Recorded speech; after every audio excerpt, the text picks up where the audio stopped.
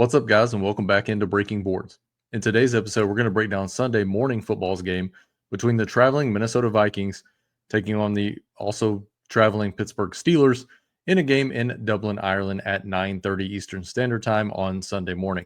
This game total currently sits at 40.5, with the implied team total for Minnesota being 21.5 and the implied team total for Pittsburgh being 19.5. There's not a lot to love in this spot, but every time there's a slate, I'm going to try to break it down for you guys. Can't wait to. Glad you guys are here. If you do like the content, drop a like and subscribe to the channel, as I will be covering every slate throughout the NFL season over on DraftKings. Glad to have you all here. Let's jump into the breakdown for Sunday morning slate. And before we jump into the player-by-player breakdown, I want to take a 30,000-foot view of the slate and let you guys know how I'm going to be approaching it on Sunday morning. And taking a look at builds specifically, I will not have any 5-1 builds on Sunday morning. Given that Kevin O'Connell and Mike Tomlin are both great coaches in this league, and I know both teams are traveling, probably a little bit of jet lag there as well. And these games typically start off a little bit slow. I do think this game will play as a slog, almost much like the game that we saw on Thursday between the Seahawks and the Cardinals. I think we probably see a 21-20 style of game in Dublin, Ireland on Sunday morning. And I will not have any onslaught builds, as I don't think either one of these teams breaks away from the other. As far as 4-2 builds for this slate, I won't have many of those either. I don't think that there's much to love on this slate in general, but I would, I told you guys I would break down every slate headed throughout the NFL season, so that's what I'm going to do. But I don't love a lot on this slate. I tend to, when I find myself in these spots, I tend to find myself, I am in a betting state, so I will be betting player props for Sunday morning just to stay involved and invested in the game as I'm closing out my main slate lineups for Sunday. But there's not a lot to love in this spot, in my opinion. If I'm going to be building DFS lineups for this slate, predominantly it's going to be a 3-3 build, as again, I do see this game being competitive somewhere in that 21-20, 23-20 style of game on Sunday morning. As we talk about variability, which we've talked about before on the channel, I would set a high variability on players in this game, given that I do think there are a lot of opportunities for players to fail, right? So if we take a look at the QB position, you have Rodgers, you have Carson Wentz, with JJ McCarthy still being out. I don't think either one of those guys, has a significant ceiling, right? So I'll set a projection on these guys, 14 to 16 fantasy points. I'll put a variability in there of 10 to 20%, and see where the optimizer gives me. But I don't think either one of these guys has a ceiling, above 20 points, right? They'd have to have everything fall into place perfectly for that to happen, and I just don't see it being the case on Sunday morning. As it pertains to the running back position, you have Jaylen Warren, who was a little bit banged up, a couple of limited practices earlier this week. And you have Jordan Mason filling in with Aaron Jones remaining out. With these defenses, these guys are both stout on the defensive line. I don't think there's a huge upside for the running back either.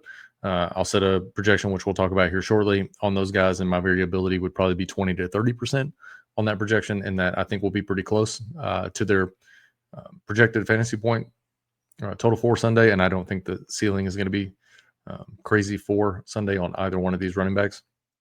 As it pertains to the wide receiver position, obviously, Justin Jefferson could also, he could always go ham and just, break a board, break a slate. But in this spot, I just don't think that that's something that's going to happen. I think when you have a coach like Tomlin, I think he's going to pay extra attention to a guy like Justin Jefferson and try to maneuver and manipulate Jefferson's upside for Sunday morning. So I won't have a lot of variability on the wide receiver position like I typically would. I'd probably set the variability at 30 or 40% on wide receivers for Sunday morning. And then as it pertains to the tight end position, I do like the tight end position on both sides for Sunday. So I'd probably set the variability for tight ends at about 60%. I think Hoxton's in a great matchup, and so is Jonnu, given how this slate sets up. And then for kickers and defenses, I typically set the variability on those at about 70 to 80%.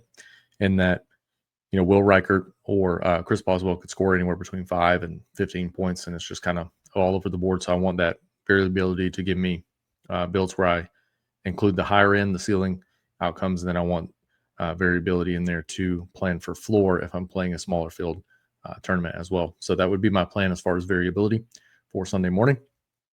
Contest selection. For this slate, again, there's not a lot that I love. I would not play 150 max contests on Sunday morning. I would build your lineups. I would take a look at what you like that you've built so far. I would handpick lineups from your optimizer or your sim that you perceive to be your better lineups for those specific contests. So if you're targeting, a smaller field contest and you have a lineup that maybe you found a player that's 15% on this slate as far as ownership, and you like that guy and you feel like he should be higher on, he should be 30%. If you want to play him in a lineup in a smaller slate, don't mind that kind of play at all. But for me, I'm not going to be trying to manipulate the field during this game because I don't think that there's much room here for upside or for ceiling.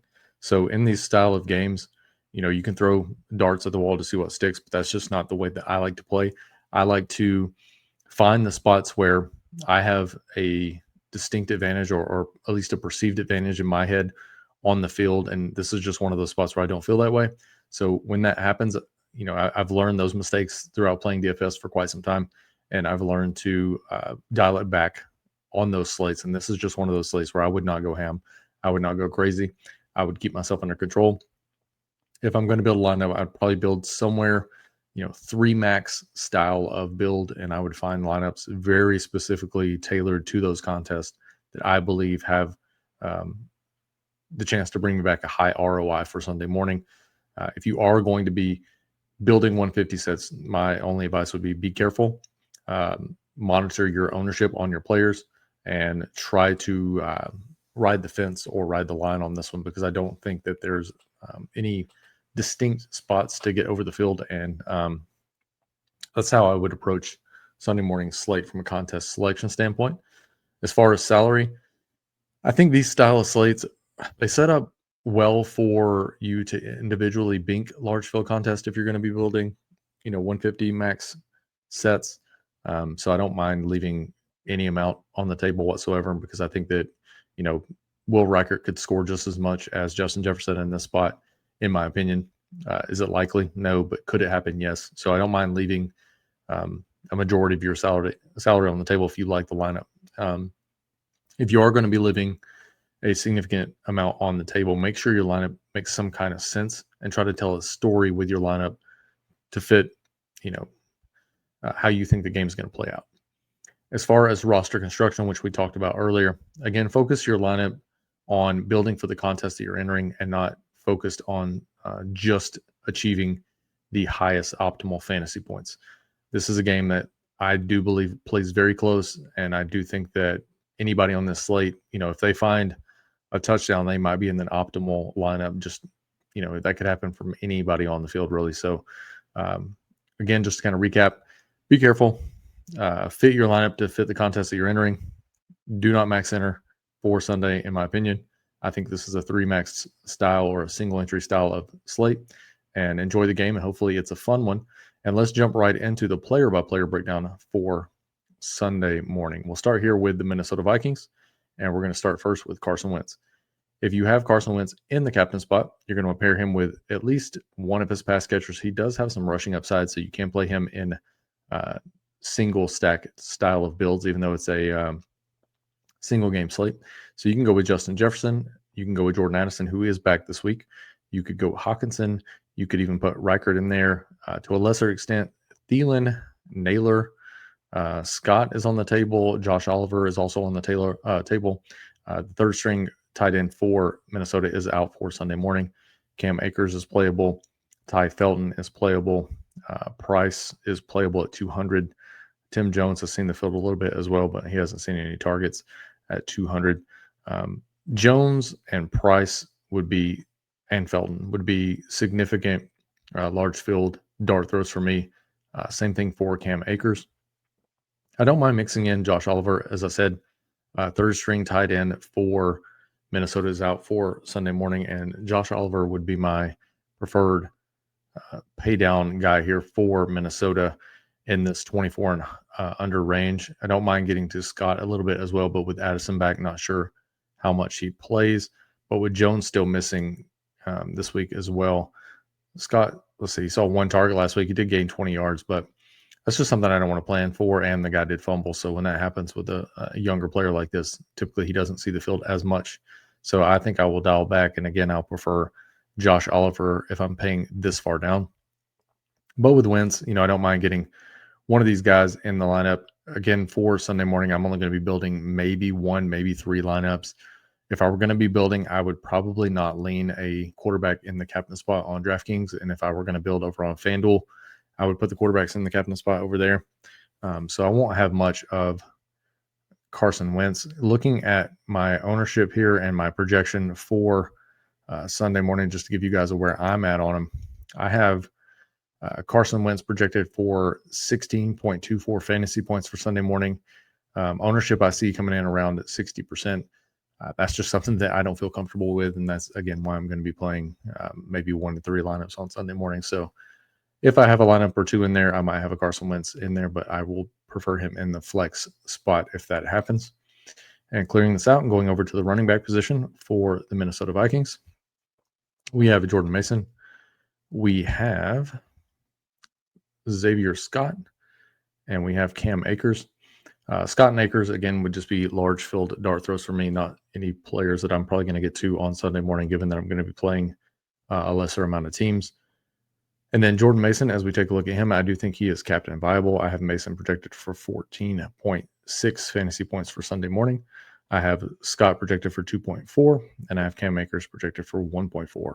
So don't mind getting Jordan Mason in the captain spot on Sunday if you're going to be playing a couple of lineups. If you do have him in the captain spot, I do prefer a 2-4 build with Mason up top and either Reichert in the defense or TJ Hawkinson. Also mix in Justin Jefferson there as well. So Mason up top and one of those 3 other players that I just mentioned, or 4 other players I just mentioned. And then I would run it back with 4 players from Pittsburgh. Probably would be, if I'm getting a 3 max, I would lean getting at least one Mason captain in there if possible, although he's not really much of a pass catcher. So I might prefer him over on FanDuel. And then taking a look at the wide receiver position, you can always get to Justin Jefferson up top. Jordan Addison is back as well. You have Adam Thielen. You have Jalen Naylor. You have Ty Felton. You have Price. And then you have Tim Jones. Again, Price and Jones, we talked about those guys just a moment ago. Severe dart throws in large field contest. Same with Ty Felton. No captain ownership on either of those guys. Jalen Naylor is someone that I do think he is going to be dialed back a bit here with Jordan Addison coming back to the lineup and adding Adam Thielen in the offseason. So normally, if Thielen wasn't in, on the Vikings here, I wouldn't mind getting to Naylor. But I do think these guys kind of cannibalize each other just a bit. And I will look to be under the field, especially, again, doing a 3-max set. I'm not going to get to any Thielen or Naylor, as I prefer a play like Josh Oliver, significantly cheaper on this slate. And then taking a look at these guys to give you an idea of where I'm at as far as a projection, I have Miles Price projected at 0.12. I have Ty Felton projected at 0.22. I have Jalen Naylor at 2.8. I have Adam Thielen at 2.4. And then the remaining guys, Addison I have at 10.3, and Justin Jefferson I have 16.74. Talking about Addison and Jefferson, I'm going to wait to see on Addison. I do think he could come back here and have a solid game, but I don't think it's anything that's going to be, he's not going to go off for 25 points. I feel like he's going to take a few weeks to get ramped back up here, so I will wait and see on Addison. Probably won't have any of him in the captain spot. Don't mind mixing him in the flex, no matter what the field size is. Justin Jefferson, there's not a lot to say here. Maybe he's the best player as far as the wide receiver position in the NFL. If he's not the best, he's definitely in the top 3. So don't mind getting him in the captain spot. He's going to be uber owned. If you're going to play small field, 3 max like we've been talking about, contests for Sunday, you're going to have to get different in the flex if you have Justin Jefferson up top. If you have Jefferson up top, you don't have to get to Carson Wentz. I would prefer to, but I wouldn't mind going back on the other side with Rodgers and having a stack there and doing a 2-4 build. So if you had Jefferson, Reichert, and 4 Steelers, I don't hate that. If you had just Jefferson, Wentz, and maybe a kicker or another pass catcher or running back for Minnesota, and then 3-4 Pittsburgh, don't mind that kind of build at all. If I were going to build one lineup, Jefferson would be my captain, and I would get different in the flex spot. Looking at the Tight end position, I do like TJ Hawkinson. He would probably be my second favorite captain for Minnesota. If you have Hawkinson in your lineup in the captain position, you want to make sure that you have Wentz in the flex. I do have Oliver a bit higher than the field in my builds so far. I've built 600 lineups. I do have Josh Oliver projected for 3.2 fantasy points, and I have TJ Hawkinson projected at 10.9. I do prefer Hawkinson at that 5.4 salary over guys like Addison, over the Vikings defense and plays of that nature. Much prefer him to like a Thielen or a Naylor. So I'll be over the field on TJ Hawkinson for Sunday morning. As we take a look here at the kicker and defense, you have Will Reichert and you have the Vikings defense. Reichert's just been, nothing short of amazing this year. 14-8-9. All those scores are fine. And I think it's probably like something you see on Sunday morning. And then you have the Vikings defense who just went off last week and won a lot of people a lot of money. I have the defense projected for 7.84 fantasy points, and I have Will Reichert projected for 9.02. Don't mind mixing them in. I would prefer to be over the field on these types of plays on this kind of slate, given that I do think this game plays slow and low, given that both these teams just traveled. And I do think that Reichert could see some upside in this spot. If you want to mix them in the captain spot in those huge 150 maxes, don't hate it. That will not be something I will be doing because I won't be playing those on Sunday morning. As we move over to the Pittsburgh side, we have Aaron Rodgers up top, almost in the same vein as Carson Wentz for Sunday morning. I have Aaron Rodgers projected for 14.7 fantasy points.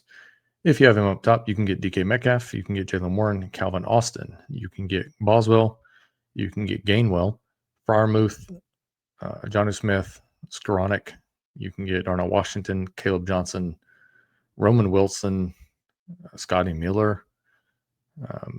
Don't mind any of those guys really. Miller, Roman Wilson, Caleb Johnson, Washington, Skoranek. Those guys are going to be your dart throws in large field contest. And then from the tight end position, Freiermuth and Jonnu Smith, I do love those guys, especially at the salary, 2,000 and 3,000. Don't mind getting those guys mixed in these Rodgers lineups. I probably won't have a Rodgers captain. Like I said, I'll probably build. The more I look at it, I'm probably going to do like a single entry, maybe two for this weekend, or for this slate. So probably won't have a Rodgers captain lineup. But again, if you have Rodgers up top, you want at least two of the guys that we just talked about in the flex, given that Rodgers is not going to run at all. Moving over to the running back position, we have Jalen Warren. We have Kenneth Gainwell. And we have Caleb Johnson. Caleb Johnson, dart throw, no captain ownership on him. And then looking at these guys as far as my projection, just to give you guys an idea where I'm at, I have Caleb Johnson for 0.25 fantasy points. I have Kenneth Gainwell for 6.6, and I have Jalen Warren at 13.3. Don't mind Warren in the captain spot if you want to get him up top. You don't have to have Aaron Rodgers in the flex, but you can. Gainwell, if you find a 50K lineup that you absolutely love for Sunday morning, don't mind getting Gainwell in the captain spot. And that, if Warren were to go down, I know he's had a couple of limited practices. God forbid he gets hurt.